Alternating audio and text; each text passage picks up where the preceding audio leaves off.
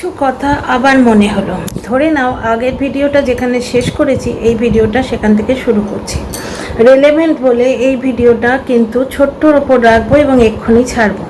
Relevant বলে কালকে আবার অন্য টপিকে আসবো।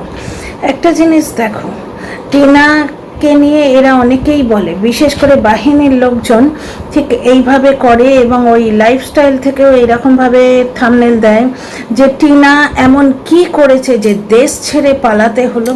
দেশ মতলব রাজ্য ছেড়ে, নিজের স্টেট ছেড়ে পালাতে হলো।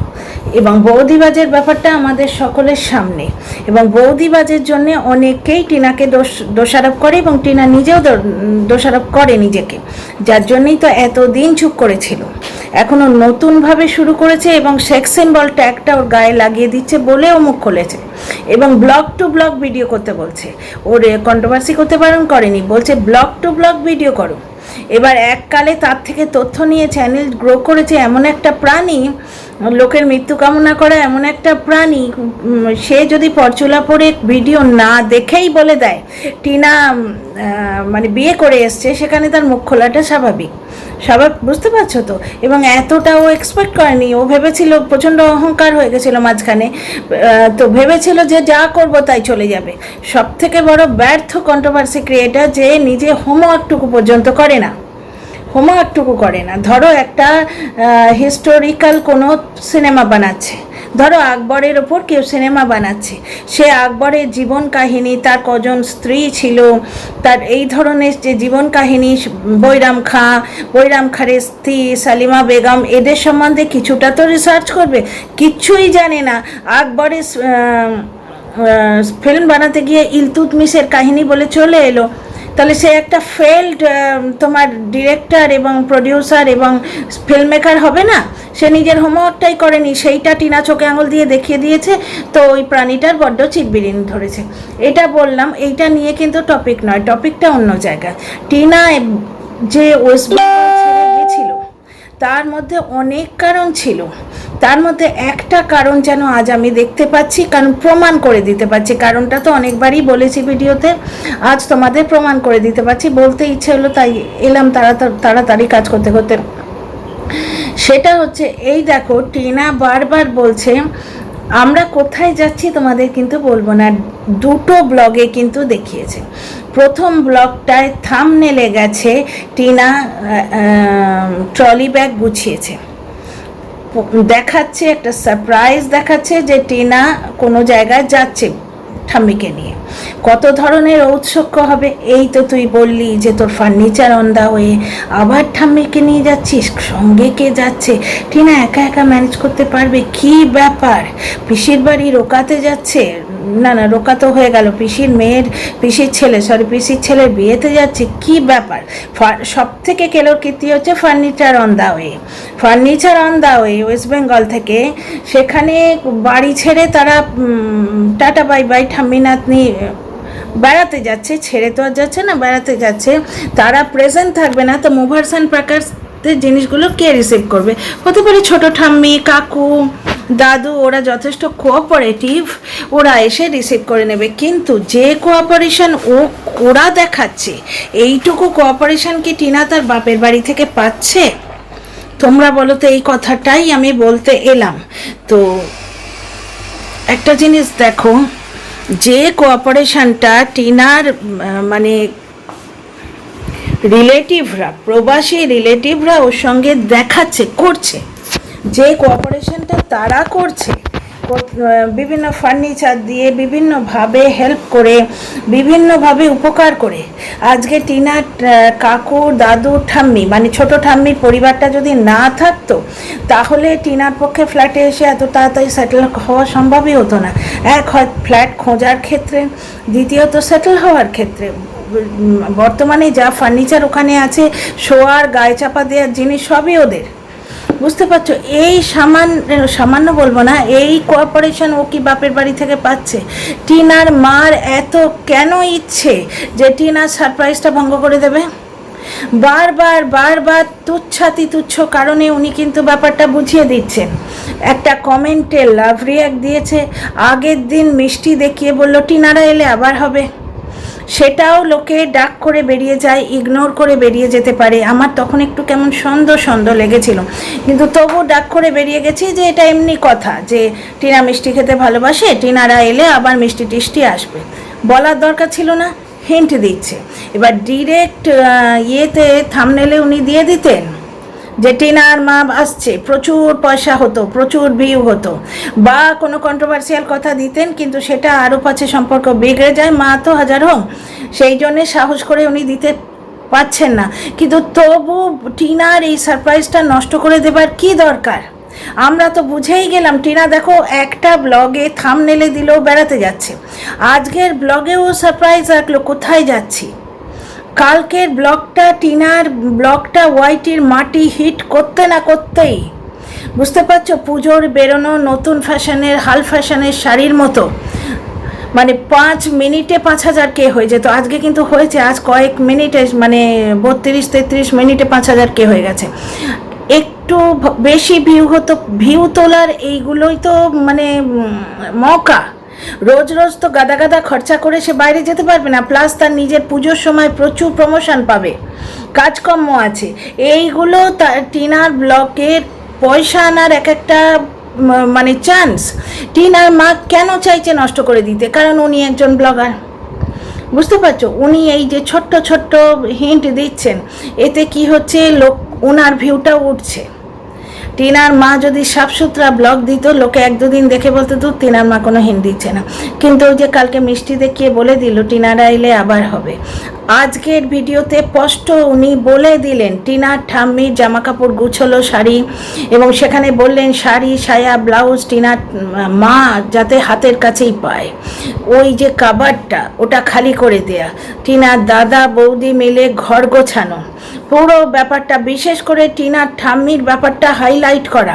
হঠাৎ করে কেন? টিনার ঠাম্মি তো এখানে থাকে না, এবং অনেক দিন পরে তারা আসবে, হঠাৎ করে টিনার ঠাম্মির ব্যাপারটা এত করে হাইলাইট করা কেন? মানে দর্শকদের বলছে যে টিনারা আসছে, মানে টিনার সারপ্রাইজ খতম। কেন এটা? কেন কেন? দুজন ব্লগার, দুজনের মধ্যেই কিন্তু ভিউ তোলার চেষ্টা তো থাকবেই। এইবার হচ্ছে টিনার মা কিন্তু টিনার জন্যেই একটুখানি প্রচার পেয়েছেন, স্বাভাবিক সেটা, এবং টিনার সম্বন্ধে কোনো রকম ছোঁয়া থাকলে, এর আগেও তোমরা দেখেছিলে টিনার গলা শুনিয়েছিল বিয়ের সময়, সেখানেও কিন্তু বেশ ভালো ভিউ হয়েছিল। টিনা সম্বন্ধিত কোনো ছোঁয়া থাকলেই ভিউটা বেশি হচ্ছে। মাঝখানে কি শুরু করলেন, বেড়াতে যাচ্ছি, ঘুরতে যাচ্ছি, আমিও উঠতে চাই, এই রকম সেই ফালতু কিছু টাইটেল দিলেন। ঘুরতে বেড়াতে যাচ্ছি টাইটেল দিলেই 3,000-5,000 ভিউ। কারণ কি, লোকে খালি জানতে চাইছে টিনার কাছে যাচ্ছে কিনা, ব্যাপারটা বুঝছো তো। আজকে স্পষ্ট টিনার মা ভার্চুয়ালি বুঝিয়ে দিলেন, থাম্বনেলে দিয়েছেন আমি আজ ভীষণ খুশি, অথচ ওনার শরীরের জুত নেই, উনি পুরো সংসারের দায়িত্ব ওনার ওই ফড়িং বৌমার ওপর দিয়ে দিয়েছেন, বুঝতে পারছো, পুরো মানে বৌমার ঘাড়ে ছেড়ে দিয়েছেন, পুরো ব্যাপারটা বৌমা সামলাচ্ছে, উনি টুকটাক টুকটাক টুকটাক টুকটাক করে কাজ করছেন, শরীর সুস্থ হলে আবার কাজ করবেন। এই সমস্ত বলার পরেও বারবার এই টেন্ডেন্সি কেন যে টিনা আসছে, টিনার ঠাম্মি আসছে, এই জিনিসটা আমি বলে দেবো একটু, যাতে দর্শকেরা দৌড়য় ভিউ দিতে, কন্ট্রোভার্সি ক্রিয়েটাররা জনে জনে ওনার ব্লগ দেখে।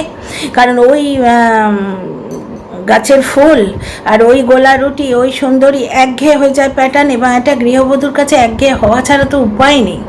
একটা গৃহবধূ কি করবে? তাও তো 20-25 দিন ঘুরে এলেন, ওনার শরীর খারাপ, এটা দিয়ে একটা নর্ম্যাল ব্লগ, বুঝতে পারছো, ওইটুকু অল্প পরিসর জায়গার মধ্যে একটা অল্প নর্ম্যাল ব্লগ, এবং মোটামুটি ভিউ তো হয় 1.5K 2K 2.5K 3K এরকম মোটামুটি ভিউ হয়।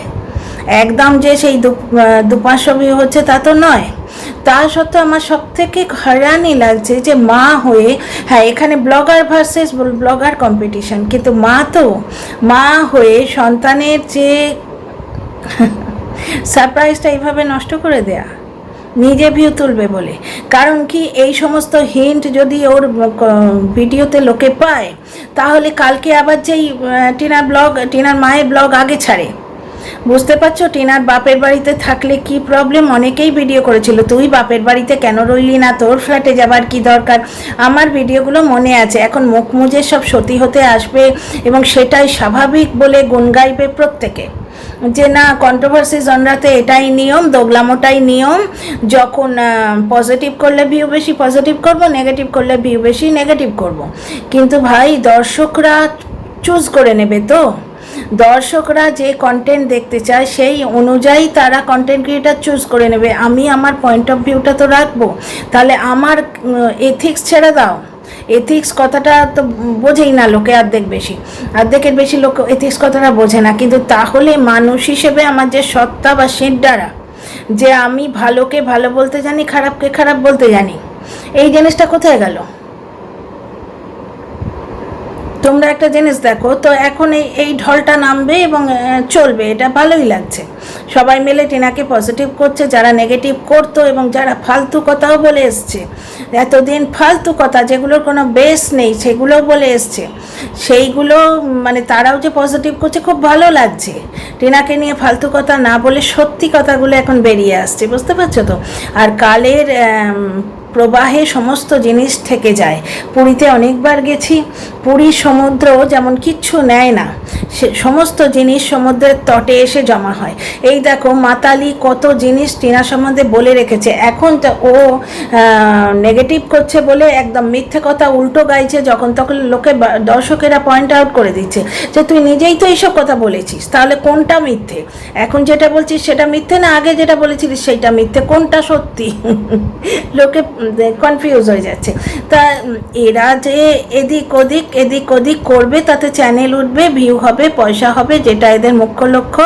কিন্তু কালের প্রবাহে সমস্ত প্রমাণ থেকে যাবে, তারপরে ভগবান মালিক যার মৃত্যু কামনা করলেই তো মরণ হবে না, যার কপালে যা আছে তাই হবে। এবার আমার বক্তব্যটা হচ্ছে যে টিনার মায়ের এই রকম ব্যবহার কেন? ওই ব্লগার ভার্সেস ব্লগার কম্পিটিশান। তাহলে তোমরা বুঝতে পারছো কি, টিনার ফ্ল্যাট নেওয়ার পেছনে আমি বলেছিলাম না 4-5টা কারণ, ছেলে একটা কারণ। আমাকে অ্যাটাক করতে আসতো, ছেলের জন্য ফ্ল্যাট নিয়েছে, ইয়াসি করার জন্য ফ্ল্যাট নিয়েছে, না গো, 3-4টে কারণ ছিল, তার মধ্যে 2টো কারণ এখন বলি। একটা হচ্ছে প্রমোশনের জন্য একটা ভালো জায়গা, ভালো ব্যাকগ্রাউন্ড, দ্বিতীয় একটা বাড়িতে 2টো ব্লগার। টিনার মা আগে ভিডিও ছাড়ে, বহুবার বলেছি, আজকে প্রমাণ পেলাম তাই চোখে আঙুল দিয়ে দেখিয়ে দিতে এলাম, উনি আগে ভিডিও ছাড়েন। এবং এখন হচ্ছে কি থাম্বনেলে কি দিচ্ছেন বলো তো, আমি আজ খুব খুশি। এবং ওনার থাম্বনেলটা অটো ট্রান্সলেট হয়ে আসছে, সেখানে I am very happy today. অথচ তারপরেই শুনছি বাঁ হাতটা আমি তুলতে পারছি না, বাঁ হাতে এত ব্যথা, কাজ করতে পারছি না, বৌমার ঘাড়ে সব ছেড়ে দিচ্ছি। তাহলে কিসের খুশি? তার আগের দিন রসগোল্লা দেখে টিনারা এলে আবার হবে, তারপরের দিন আজকের ব্লগে টিনার ঠাম্মির ঘরদোর গোছানো দেখে বোঝা যাচ্ছে না যে টিনা বাপের বাড়ি আসছে।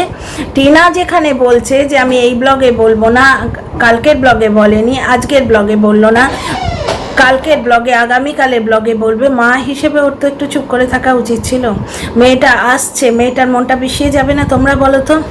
শুধুমাত্র পয়সা নয়, এইগুলোও ব্যাপার। টিনার যদি বেশি ভিউ হতো তাতে শাড়ি গয়না এদেরও কিছুটা হতে পারতো বাই প্রোডাক্ট হিসেবে। তো এই একটা ব্যাপার, মানে এইটা আমার চোখে খুবই খটকাচ্ছে।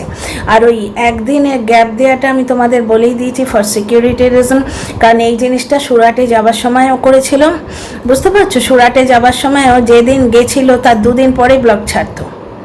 মানে আজকে কিন্তু ওরা হয়তো ওয়েস্ট বেঙ্গলে পৌঁছে গেছে, কিন্তু আমরা ব্লগটা পেয়েছি আজকে, এটা সিকিউরিটি রিজনের জন্যে। তো থ্যাংক গড সেটা অন্তত দেখিয়ে দেয়নি, কারণ টিনার মায়ের ব্লগটাও কাল আসছে। কিন্তু উনি প্রমাণ করে দেওয়ার বা বুঝিয়ে দেওয়ার প্রচুর চেষ্টা করছেন এবং একটি কমেন্টে লাভ রিয়াক্ট দিয়েছেন। কেন গো, কেন? মানে প্রফেশনাল, দেখেছো তো প্রফেশনাল সম্পর্ক পার্সোনাল সম্পর্ককে কিভাবে এফেক্ট করে, বুঝতে পারছো? এই ভিডিওটা বড় করছি না, রাত দুপুরে ছাড়বো তো, বেশি বড় ভিডিও ঠিক চলবে না এই সময়। এই কথাগুলো আমরা শুনেছিলাম, কিন্তু বিজনেসম্যানদের বাড়িতে ডাইনিং টেবিলে নিস্তব্ধতা, বাবা ছেলের মধ্যে ক্লাস লাগছে, একই কোম্পানিতে চাকরি করে কিন্তু মতান্তর হচ্ছে। বাবা যে মতে চালাতে চাইছেন কোম্পানিটা, ছেলে পছন্দ করছে না, ওই জন্য ডাইনিং টেবিলে নিস্তব্ধতা। গল্পতে শুনেছো, গল্পতে পড়েছো, ঠিক সেই রকম। তাহলে ফ্ল্যাটে থাকার, টিনার ফ্ল্যাটে থাকার কারণগুলো বুঝছো?